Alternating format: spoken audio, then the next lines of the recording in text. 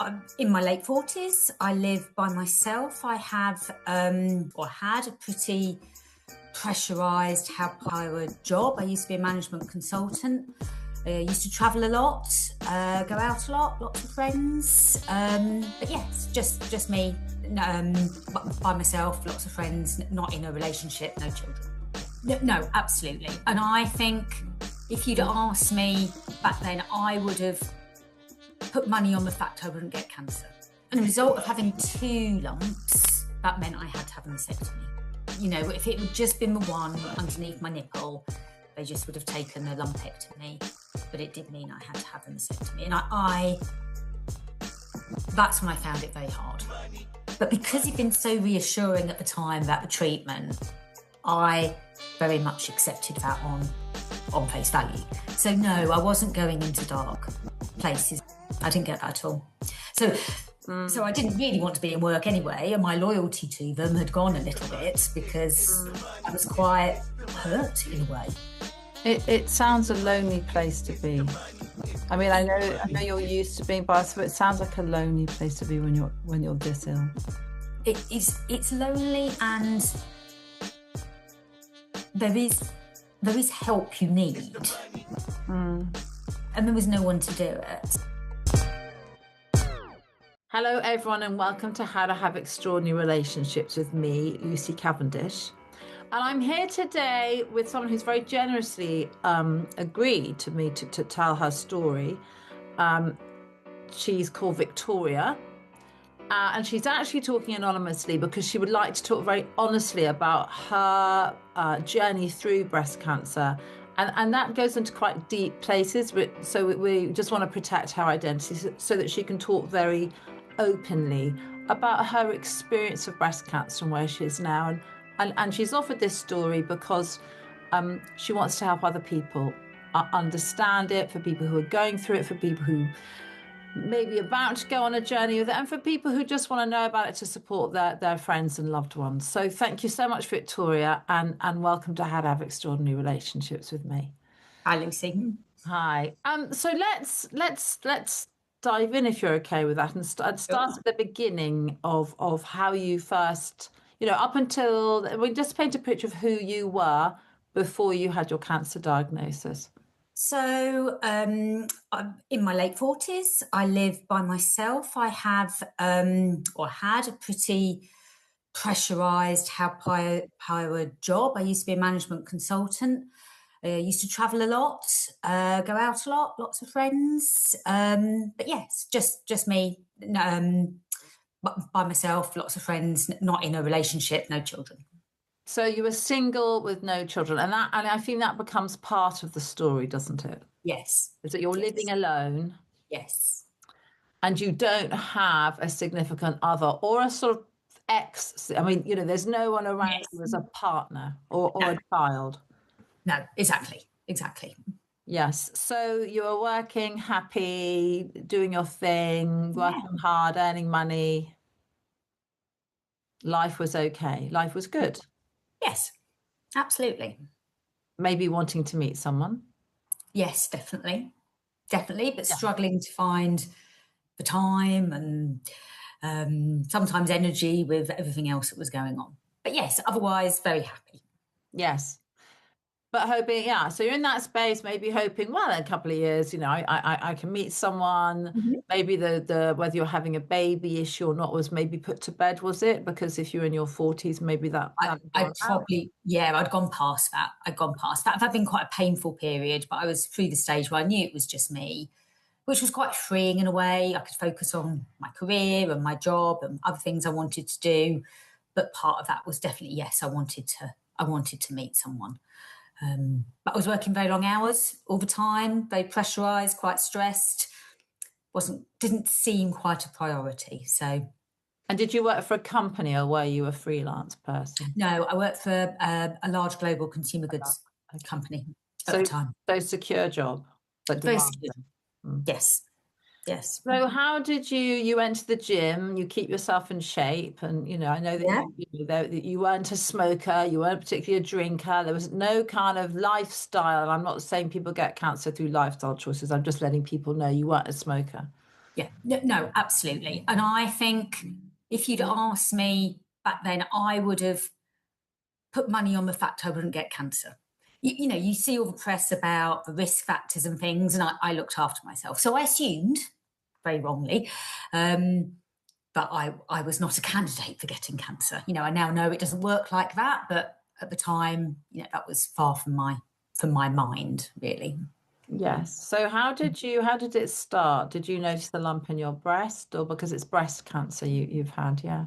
Yeah, it was quite a different story. I was having shooting pains in my right breast, which is not a symptom of breast cancer. I obviously Googled it. You know, why am I having these pains in my right breast? I'd started HRT about 12 months before. So I was putting it down to that. I thought it was a hormone change, something to do with HRT. But still, occasionally just getting these shooting pains, which was a little odd. Now, I did check myself for lumps, as you're meant to. Did I do that as regularly as you should? No. Did I do it as properly as you should, as I now know you should do it? No. Maybe just had a quick feel around in the shower occasionally, but I didn't, properly look at myself, which is what you should do. So as a result of having me shooting pains, I did look, and I noticed there was a little pucker in my nipple, and I thought, that's a little strange. So I contacted the doctor and said, I think I'd better just get this checked out. My doctor was brilliant. I was called in that day to see the doctor. She said, not presenting as breast cancer at all, not the pain, but we need to get you checked out. Yes. Now, I was very lucky in that I had private medical insurance through work, so I could get in to see someone very quickly. So that was the Tuesday. By the Friday, I had an appointment to see a breast surgeon. And I went to the breast surgeon and I had my first mammogram, because I'm below the ages where you get mammograms, and I had an ultrasound and it didn't show anything. And I assumed that meant everything was fine. Mistakenly assumed that meant everything was fine. And he gave me some cream and said, it might just be an infection. Let's just try this. So I thought, that's good. I've checked that out like I should do. We're all good. Don't have to worry about it. Used the cream for a couple of weeks. Made no difference. Right. And I wasn't going to go back, because as far as I was concerned, I'd have the checks, I'd have the mammograms. It was all fine. I was not going to go back. But I don't know if this is just because he was under private, whether you get the same in the NHS. It scares me to think about it. But his receptionist called me back and said, no, you have to have a follow-up appointment. You have to come back. Right. So 3 weeks later, I went back and he said, I think we need to biopsy this just to be sure, which is it's not a very pleasant procedure. You're laid on a couch and they basically stick the equivalent of a knitting needle in your breast, which is wow. It's not fun. It does hurt. Very undignified. You're lying there. But so he took that. I can distinctly remember I was all padded back up, had to get in the car, drive home, and then facilitate a big important meeting with all this going on. At which point you think, that's a career low point. Oh my word, yeah. But even at this point, I did not think it was cancer. Didn't occur to me. I wasn't sat there worried. I wasn't losing sleep. Did not think it was cancer. And I went back a week later to get the results, and he said to me, I've got some bad news. It's breast cancer. Oh my gosh. And I sat there and I looked at him. And the reason I looked at him is because I was waiting for him to say, only joking. I literally thought he was, thinking about it, that's probably not advisable for people who are giving people a cancer diagnosis. But I was so convinced I didn't have that. That I didn't. It took a while for it to sink in, to be honest. And then you kind of go, well, what does that mean? What now? And a very lovely nurse took me to the next room and said, we're here to support you. I was given a leaflet, a very good leaflet. But I knew nothing about breast cancer. I knew nothing. I didn't know what that meant. my surgeon was very reassuring. He was a lovely man to say, this is not an aggressive cancer we found. It was quite a slow growing cancer. So no panic, no worry, and got me booked in for an MRI scan because he said we need to understand what was going on. And the MRI scan showed a second lump, which was more aggressive, which hadn't showed up on the mammogram, hadn't shown up on the Oh my ultrasound. word. Whereabouts was it? It was on the breast? In the breast? Yes, much deeper. There wasn't sort of hiding in your lymphs or anything? No, it was right deep in my breast. So it would have been a long time before it had shown as a lump. So okay, so the mammogram, so the very beginning, shooting pains and a small pucker in your nipple, you think, oh well, maybe it's HRT, but there's no alarm bells going off at all, and the mammogram comes up clear. Yes. Right. So for a lot of people, that would have been the end of it. They'd have gone, oh, it's just whatever. Yes. Yeah. And the result of having 2 lumps, that meant I had to have a mastectomy. If it would just been the one underneath my nipple, they just would have taken a lumpectomy. But it did mean I had to have a mastectomy. And that's when I found it very hard. The breast cancer diagnosis, I just thought, oh, it's early stage, it's fine, we'll get that treated, it'll be okay. Yes.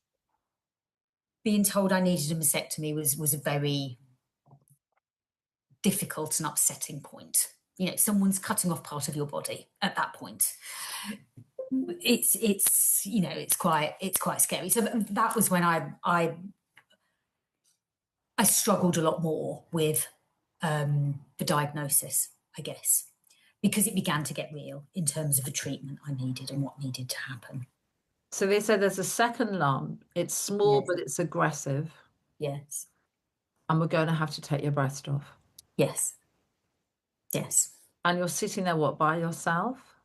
Yes, it was summer 22. So when we forget about it now, but it was a back end of COVID, really. Yeah. So there was still restrictions on going into hospitals. So you couldn't take anyone into hospital with you. I had a lovely friend who volunteered to come with me after the initial diagnosis for the second appointment. But I've just remembered this. But my breast cancer surgeon had COVID, so he cancelled it last minute. So we had to do it via a phone call. So I found out about the second lump via a phone call. Right. And yeah, that's when I had to go back in. So, but most of my appointments I went to by myself. You weren't allowed to take anyone in with you at the time, and I wouldn't really have known who to ask. My best friend had died exactly a year before from pancreatic cancer. So the word cancer was very, very emotive for me and all my friends. The last thing I wanted to do was start saying, oh, I might have cancer too. And it was a very different situation. My friend had obviously a very aggressive, bad prognosis, didn't last long, whereas mine was very treatable. So it was a very different situation, but you still don't want to start shouting about cancer. And I hadn't got my head around it either. So I don't think I'd have known who to ask to go with me, even if it had been allowed. So all of these appointments, yes, I did by myself, driving myself there, driving myself home, sat in the house by myself when I get back going, okay, who do I phone? What do I do with this now? Yes, it sounds such a lonely. I mean, you weren't allowed to take anyone, but did the doctors and nurses sort of say this isn't something you can do by yourself? It really feels like you need someone to take care of you. They did say, you sure you're driving yourself? You sure you're okay driving yourself home? You need to, have you got friends who can come round and talk to you about it? Yes, I was asked all of those things by the breast care nurse in the room. And did you say to her, I don't have anyone, or did you lie? You told her the truth. I think I lied. Actually, I said, I don't know, I'll call a friend and get them to come round tonight. And she was like, yeah, okay. And I did. I mean, I've got lots of friends, none who live particularly close to me. So, yes, I did call a couple of my friends and talk to them on the phone, but there was no one who was, within a 10-minute drive who could just nip round and say, I'm getting in the car, I'll be there shortly. I don't have a friendship circle that close by. So that sounds really hard because it's a lot to deal with, Yeah. isn't it? It's a lot to, I mean, I imagine someone says, oh, you've got cancer. Yes. Oh, I don't know. It's like someone saying, "Oh, I don't know, you've got a cold." When at some level, you kind of don't get it, do you? You don't kind No. of really realize what someone's actually saying. Yes. Yes. And you don't really know what you're dealing with. Mm. What I've learned about cancer is there's no steady path. It's not like you break a leg. It's not like you okay, I've broken a leg. I need to be in plaster for 6 weeks, but I need physio and then I'll be fine. The path is not laid out for you that clearly because it's a series of tests, a series of exploration, until you really know what you're dealing with. And for me, particularly for the job I used to have, I manage big projects. I'm a planner. I'm very used to being organised. To be in a situation where you don't know what you're dealing with really Mm. is really challenging. It's really challenging. I found that very hard.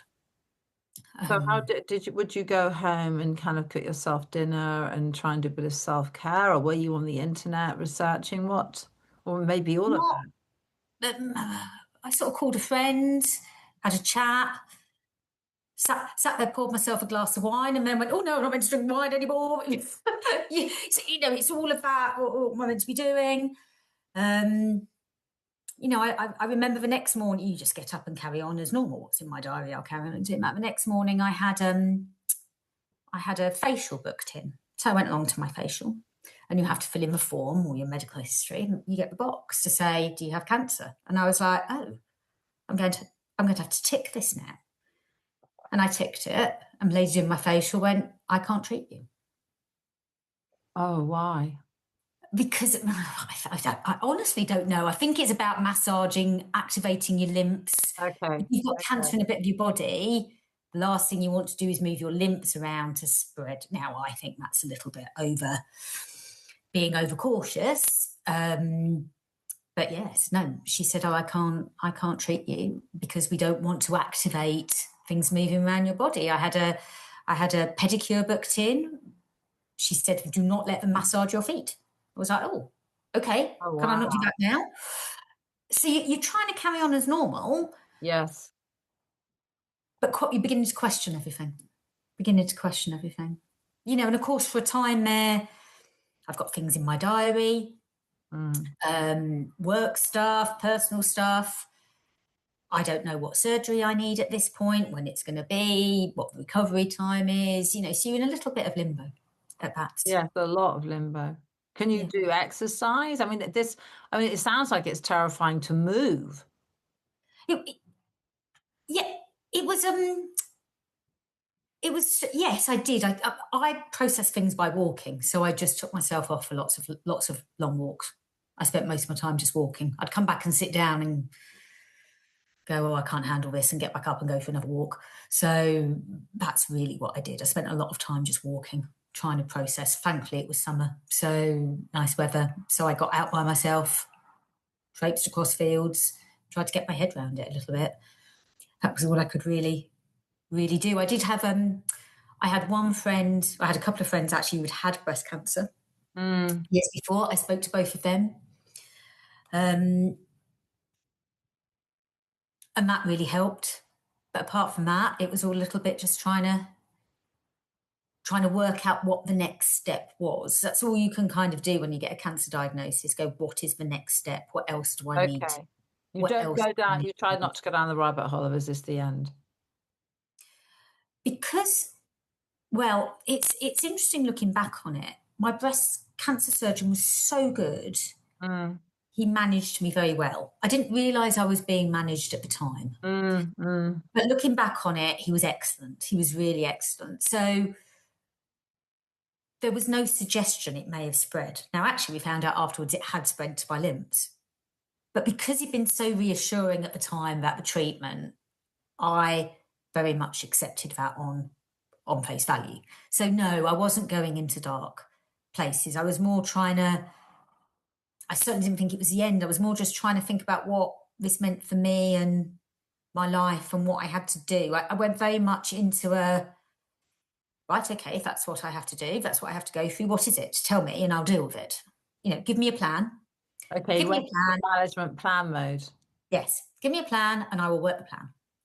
But Yes. no one gave me a plan. Oh no, and why is that? Because there isn't a plan.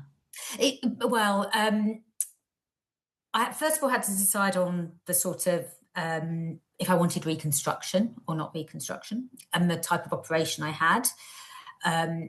So I did all the research into that, and I elected to have something called a DEP reconstruction, which meant they took my tummy fat. Not that you look like you have much for tummy. Did you have to go and eat more?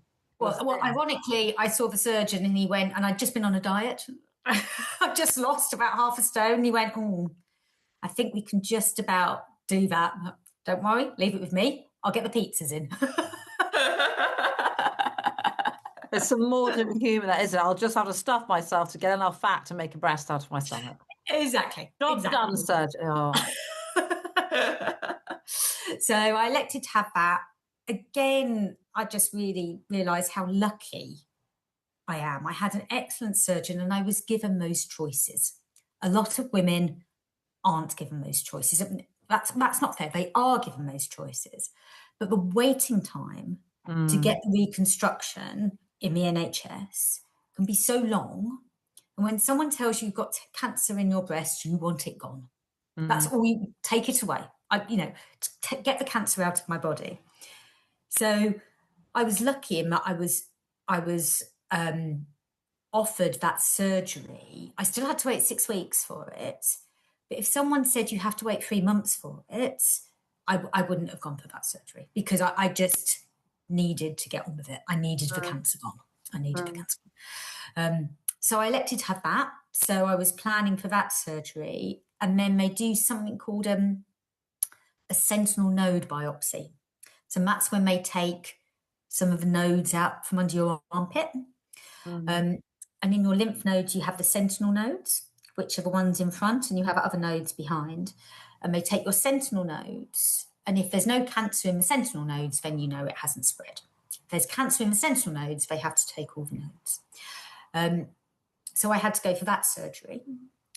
They did that. And then literally the evening before my operation, I went to get the results and they said, very sorry, it has gone to your lymphs. Oh. So, I didn't really know what that meant at the time. He did say we are going to have to talk about chemotherapy. But just go do your surgery, get yourself better for your surgery, and then we'll come up with a plan. So that's why you never quite have a plan, because at that point I was kind of going, right, I've got my head around the surgery. I know what I need to do for the surgery. I know what recovery time is for the surgery. But at that point, I didn't know what I need in terms of further treatment. And that's why it's difficult, because you can't really plan, because no one says this is what it is. I had some very difficult conversations with work because my work colleagues didn't quite understand that.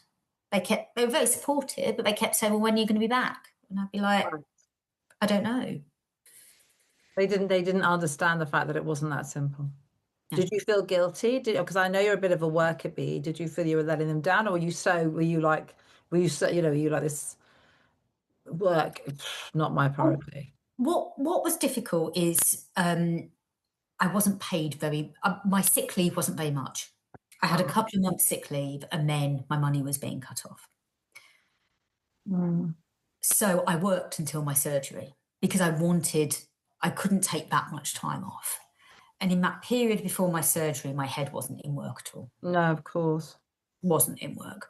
So I was trying to hand everything over, make sure everything was organised. But yes, I was just counting down the days until the surgery. I just wanted the cancer gone. That's all I wanted. And that was a very difficult period waiting to get to that hospital.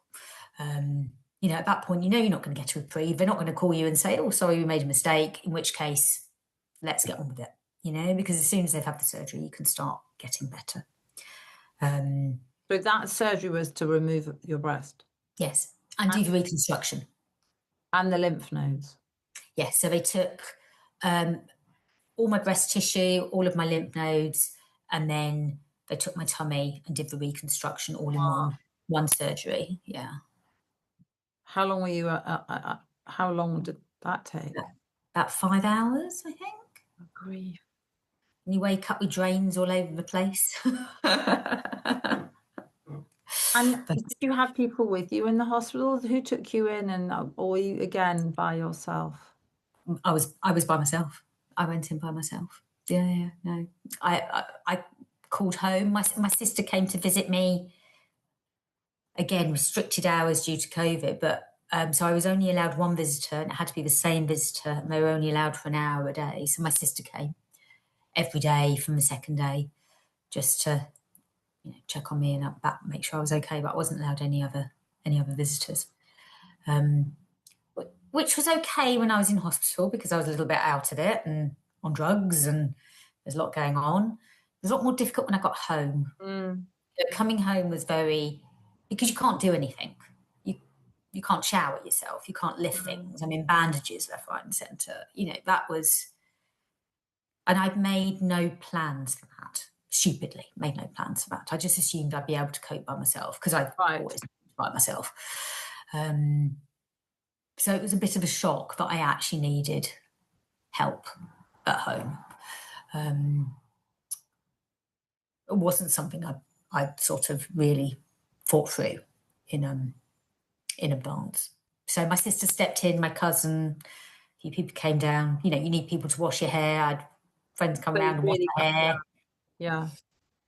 But so do people, I mean, do people know what to say and how to help, or do you think most people really go into a kind of I don't really know what to do? You get, it's very polarizing, I guess. Some people are amazing and just wade straight in and know exactly what to say. I remember I had a school friend who, we weren't very close now. We used to be close at school a long time ago. And when I told her, she instantly sent me a message saying, whatever help you need, I'll come round, I'll cook you dinner, whatever, just let me know, which I was so moved by. I thought that was so sweet. She's got a busy family life and a busy job, but she was instantly drop things. Other people almost didn't even mention it, didn't even know what to say. I found it very awkward at work when I had to carry up. People knew I was going and they knew why, because I didn't see any reason to lie. Yeah. Exactly. Yeah. In a work environment, when you say you've got breast cancer, the word I hear in that is cancer. When you say that at work in a very male-dominated job, which I had, all the men just go, "Oh my God, she's just said breast." and sort of look all really awkward and embarrassed and don't really know what to say. And so being at work it was about 6 weeks after I told people I was going off because I had to do the handover and leaving. That was hard because no one knew what to say to me. No one knew what to say to me. And would be quite embarrassed about it. So how did you deal with that? It sounds really difficult. I tried not to talk about it.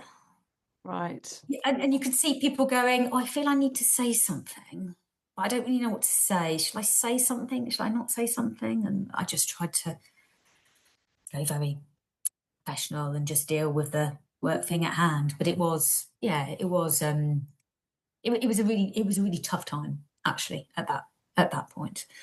Particularly as I was quite shocked about how little support I was getting from work as well. It damaged my relationship with my job a little bit. I assumed when I walked into work and said, this has happened to me, this is what I have to go through. I wasn't expecting them to go, well, that's fine, but we're only going to pay you for 3 months of that and then we're cutting your money off. I wasn't expecting that to be the response. Yes. Yes, you thought they would just say whatever you need, whatever it takes. You've been here for a long Absolutely. time. You're a trusted member of our staff. Yes. How can we help to support you? Yeah. But you didn't get that. I didn't get that. I didn't get that at all. So I didn't really want to be in work anyway, and my loyalty to them had gone a little bit because Mm. I was quite hurt in a way, shocked and hurt a little bit. I understood it, that's their policy, but it still wasn't quite what I was expecting. Mm. So did you say anything, or did you just have to sort of shut up and think, I'll deal with this afterwards? I I shut up at the time. When I left work, we didn't know I needed chemotherapy, so I assumed I'd only be off for 3 months and then Mm. come back, um, which was recovery time from the surgery. When I got results of the sentinel node, so 3 weeks after my surgery, I went to see the breast cancer surgeon. What they do is they take all of your lymphs, all of your breast tissue, and they analyze it. Mm. And that gives you it's a sort of like predict score in terms of the right treatment path for Mm. you. And I was referred to an oncologist at that point who told me I needed 5 to 6 months worth of chemo, followed by radiotherapy. Oh my So, God. which they Oh. wanted to start straight away. They said, no, we need to get on with this and start this straight away. So that was when I started to think, oh, I'm not going back to work now. Mm. How am I going to cope financially? What's it mean for my career? Because I'm going to be out for 9 months. I said to my oncologist, can I work while I have this chemotherapy? He said, I wouldn't recommend it during the first lot, maybe during the second lot you could. I mean, I tried. I did try to go back to work because Yeah. I'd run out of money. And I thought I need to try. And I managed about 6 weeks until I was just sobbing and on the floor going, I can't do this. I just can't do it. So, Mm. and that's when I had to, I had to stop again. So I did try to work, but Mm. Mm. I was just wiped out. I was too exhausted. It was, physically fatigued to go to work. So when I went back eventually, after my treatment had finished, I did raise the lack of support I'd felt. Mm. And we had a little working group, which a few of us got together and talked about that. Bearing in mind I'm back at work wearing a headscarf and God's sake. looking quite and bloated as you are because of all the steroids. Because I went back straight away, and that was difficult as well. Because again, people are like, "Oh, you don't really know what to say to you there in a headscarf with no eyelashes and no eyebrows and puffy cheeks and those sorts of things." But I had to go back to work straight away, and I did try, and I raised it then about how I think they need to support people better as they go through this. Yeah. Did they take that on board? Hard to say. It's hard to say. It's hard to say. Because actually, when I went back, I had to leave my job after 6 months because I just couldn't go back to the hours and stress and demands of what I was doing before. Coming out of that amount of treatment had left me pretty wiped out and Yeah. I couldn't do it. So I left by mutual agreement. My new boss was based in Australia. I was like, I cannot be on my PC at 6 o'clock in the morning. I just No. can't do that. No. So yeah, so I had to leave after 6 months. So, So it's a so bit. whether they did something with it, I don't know. But yeah. So were there times where you felt, I mean, the lumps, secondary lumps, lymph nodes, reconstructive surgery, and then chemo and radiotherapy? Mm. Were there times when you thought, oh my God, what the hell? Lots of times. Mm. Lots of times. You don't feel awful all the time, but you feel awful a lot of the time and just had no energy. Mm. I was mentally, I when you have cancer, there's lots of people who look after you physically. There's lots. You're surrounded by people. Yeah. There's some brilliant. There's a brilliant helpline with breast cancer now I could call. There was a breast surgeon. There was an oncologist. The oncology nurses are amazing. Physically, everyone is always monitoring how you're doing. You have blood tests every week. Go through questions. You weighed, blood pressure, all of that. No one looks after you mentally. No one looks after you mentally. So I had done some research before I started chemotherapy that said people who have a positive outlook, the actual evidence of people who journaled during chemotherapy have much less side effects. Now, I'm not a big journaler. I tried it and it just became something else on my to-do list at a time when I didn't need things on my to-do list. Yes. Which is sit down and journal and you just think, oh, please no. Yeah. Yes, exactly. But my version of that was, when I go into a dark place, when my head goes into a dark place, I have to think of a positive for it. It's silly things like I'm losing my eyelashes. Think how much money I'll save on mascara. Just anything. So when I went to a dark place, I just had to think of a positive. How much fun I was going to have rebuilding my fitness back up when this was over, how much I was learning, planning a holiday for when it was all over. So I really worked at trying to stay positive. I walked every day, even on the days where I really didn't want to. I managed to get out for at least 20 minutes, preferably half an hour. I walked every day. And I was okay. In the middle of it was really hard because you just feel like you've been ill for a long time and I've still got a long way to go. I found that really challenging. And when they changed the dates, so when they said, oh no, you can't have chemo next week because your bloods aren't good enough, we have to leave you a week, that I was like, no. I know the end date of this and we're working towards this end date. We're not pushing it back. Get on with it. That's when I found it, when the plan changed, that's when I mentally found it very, very hard. Very hard. And you didn't have anyone there, did you? It wasn't, No. someone there rubbing your feet, I don't know, putting an ice cap on you, all the things, or researching diets and whatever. No, none of that. I did, because I couldn't drive myself to chemotherapy. I did have a little rota of friends. Because lots of people say to you, if there's anything I can do, let me know. And I find it a little bit of a strange thing to say because I'm like, well, I don't know what help I need. And if I do, I feel really awkward asking for it. So the one thing I thought I can do is when people say, is there anything I can do? I'd say, well, do you want to come and keep me company during chemotherapy? Yeah. So I had different friends take me different weeks, which was really nice. But yes, after chemotherapy, they'd drop me back home. They might have a cup of tea, they might not. And then I was by myself until the next week and the next round of chemotherapy. So yes, most of the time I was by myself.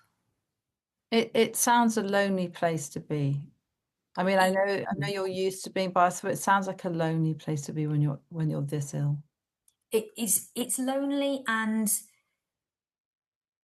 there is help you need. And there was no one to do it. So, after my surgery, I couldn't lift the kettle to make a cup of tea. It was too heavy. And there was no one there to make me a cup of tea. If I wanted a cup of tea, I had to get up. Coming back from chemotherapy, I sometimes used to feel like they'd run over my legs with a lorry. I could hardly get up off the sofa.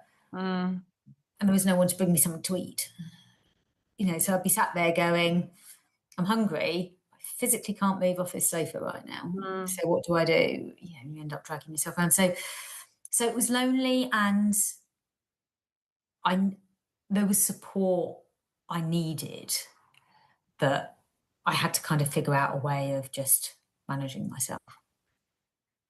Yeah, you're being very. I just want to cry when I hear you. But maybe that's me. I just feel very emotional when I think about you sitting there. I didn't on your I own. didn't worry too much about it myself. There was times when I was like, "Oh, I just wish someone was here to bring me a cup of tea," obviously, and but I didn't feel it was that bad at the time, but looking back, I Mm, now realise how hard it was, I guess. Um, mm. I mean, the other thing, of course, is that it's your body and it's your breasts, and you're wanting to meet someone. I mean, did you have some feelings about that? yeah. Look, I mean, I knew in the run up to my surgery, I knew I'd gone into practical mode. I was cooking meals to have in the freezer. I was doing the shopping of the bits and pieces I needed to go into hospital. And about a week before, I did think you have not thought about how your body is going to change. And you need to think about that because otherwise you're going to come around in that hospital and Mm, it's going to be a complete shock. yeah. So I really tried to get my head around it. Um, I said goodbye to my breast the night before, poured myself a little glass of cava. Didn't tell my surgeon about that. Yeah, a little glass of sparkly, and I thanked my breasts for the appearance in the low cut tops and everything it had done, and said goodbye to it. And that was quite an important little ritual for me. Mm, But yes, it was a long time before. Yes, there is definitely you know, am I going to feel comfortable getting naked in front of a man again? What's this mean in terms of how I'm going to be perceived? It wasn't just losing my breast. On the back of losing my breast, I lost my hair, I lost my eyelashes, I lost my eyebrows, I lost my body hair. mm, You feel very. I put on a lot of weight in terms of in terms of pride and appearance and ability to feel attractive, sexual, all of that.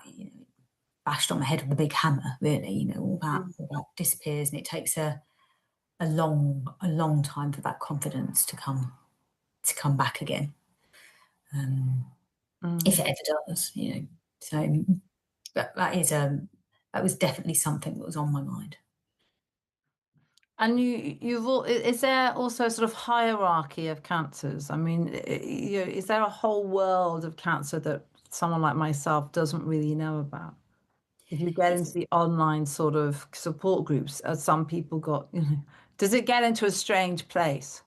I mean, it does get into a strange place. I know I had a friend who had cancer about 18 months after me, and she didn't tell me for a while. And when she told me, I said to her, "Why on earth didn't you call me? I could have helped you." And she said, "Well, I Mm, didn't have it as bad as you. I didn't need chemotherapy, so I didn't want to. I didn't want to be a trigger for you." And I was a bit like, "Don't be ridiculous. Of course you can be upset. It's just because you don't need chemotherapy doesn't mean you can't. talk. It's a lesser cancer." But Yeah. there is a little bit of people going, yes, there is definitely that sort of sort of assessment about how bad different people have had it. I had one lady at a sort of yoga retreat I went to who'd been through breast cancer, didn't need chemo, was almost a little bit chipper. Had a bit of a chip on her shoulder about it. Almost implying I'd chosen to have chemotherapy, and she hadn't because she didn't want people to think hers was less serious than mine. It was very strange. It was very strange. Okay. And have you learned enough about yourself and all that now to go, this is not actually, I mean, there's problems I mean, there's issues. I mean, what have you learned about yourself actually is what I guess I'm asking you through this process. Have you learned Well, to reach out more awesome? I mean, I know your mother got ill, so that yes. I know that your parents weren't able to. Um, I've learned I'm very resilient. I learned I've really struggled to ask for help. I Mm, know there are people out there who would help, but mm, asking for it is not easy. I don't think mm, it's easy for anyone. It's particularly hard for me because I've been so independent for so long and like to think of myself as being so capable that I find it very hard to say, oh, actually, I can't cope right now. I can't cope physically, I can't cope emotionally, I do need help. I really struggle to do that. You know, I think, as women, particularly women in our 40s, we like to think we can cope with everything, and when these things happen, it is difficult to say, actually, no, I am struggling. I am struggling a little bit here. Could you please come round and rub my feet, or make me a cup of tea, or just wash my hair for me, or give me a hug? It's I find it hard to do that, and I know I need to not shy away from asking that, because there are people who do want to help, and I know that with all my friends, I would want to do the same for them. So I don't know why I find it so hard, but I Mm. do. Might I be do. hard to know that people love you. Yes. Yeah, yeah, yeah. They Yeah, do it absolutely. because they care about you. Yeah. But I just think, oh, we've got busy lives. I don't want to burden them. It's all a bit awkward. I find it, and I try not to do that when I've got friends who've got problems. I don't say, if there's anything you need, let me know. I say, this is what I can do. This is Ah, what I can do. okay. So that's something really helpful for people to know if they have a friend in that position or a family member, which is, don't just say, is there anything you need from me? Yeah, yeah, Kind of come up with something, cook a meal, go over, I don't yes. know, buy I them. can put meals in your freezer. We could go for a walk together. I could take your dog for a walk because you can't. These are things I can do, and that's what I try and do now with my friends who need a bit of help, because it's just easier for them to say, "Well, yes, it'd be great if you could come and take my dog for a walk." Oh, yes, I'd love you to bring me around a meal. It's much harder to someone to say, "Oh, anything you need to do," and you just say, "Oh, yes, could you cook me dinner?" It's just too awkward. It's just too awkward. And are you at peace with your body now? Um, yes and no. I was in a really good place. Mm, I worked very hard on my fitness, and that's important to stop the cancer coming back. It's important for my own body image and those sorts of mm, things. But I have developed something called lymphedema, mm, which is a result of having my lymph removed. And mm, that's swelling in my arm. Now it's actually okay. I've got that under control, but when that progresses, if that progresses, it can be very noticeable. It can be very unsightly. You get, my head, almost these big, like almost elephant arms, very big swollen arms, swollen hands. And when I got that diagnosis again, I found that very difficult to manage, because I thought straight about dating, turning up on a date. Oh, by the way, I've got a fake breast and I've got a great big swollen sweat hand and arm. You're just a bit like, oh, who's going to want to go on a date with me when I'm like that? It again just knocked me back to not feeling very I attractive. hear that. Yeah.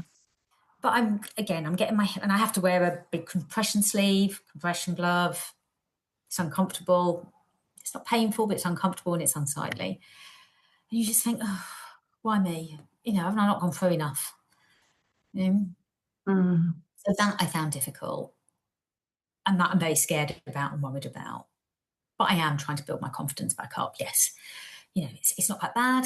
I know how to manage it. I've done a good job of getting the swelling down. I just have to look after it. It's just another thing I'm just going to have to learn how to live with a little bit. It's a very moving, very touching story you've told me today. I really appreciate you being so open. I'm sure it's really tough, because it sounds like you turn a corner and that you think, oh, yay. And Yeah. another unexpected obstacle appears. Yes. Yeah. And there's a time when you think, I'm done with all these obstacles. Yeah. Give me a break. Yeah. But hopefully that's the last of it. Hopefully that was the last one, and it'll all be good. All be good now. And I also know that you've retrained. I mean, little avenues have opened up, maybe big avenues of living life a bit differently. I don't mean, in terms of training and what you want to do, I think has opened up for you a bit, hasn't it? Yeah, I'm trying to retrain into the wellness space. Mm. Doing some yoga teacher training, some work on nutrition. I'd like to work with women who are going through cancer, or anyone who's going through I a think cancer I think that treatment. sounds brilliant. That's what I'd really like to do. There's a lot of misinformation out there. And people don't know who to reach out to. So I would like to do something positive in that space. So when that happens, not if, when that happens, please would you come back on, maybe as you, and talk to us all about that and what you found out and how you might help people, and maybe people will find their way to you. I'd love to. When you're ready for that. Sounds amazing. Of course I will. Thank you so much for coming on today. I'm sure what you've told us will really resonate with a lot of people. Thank you so much. Thank you.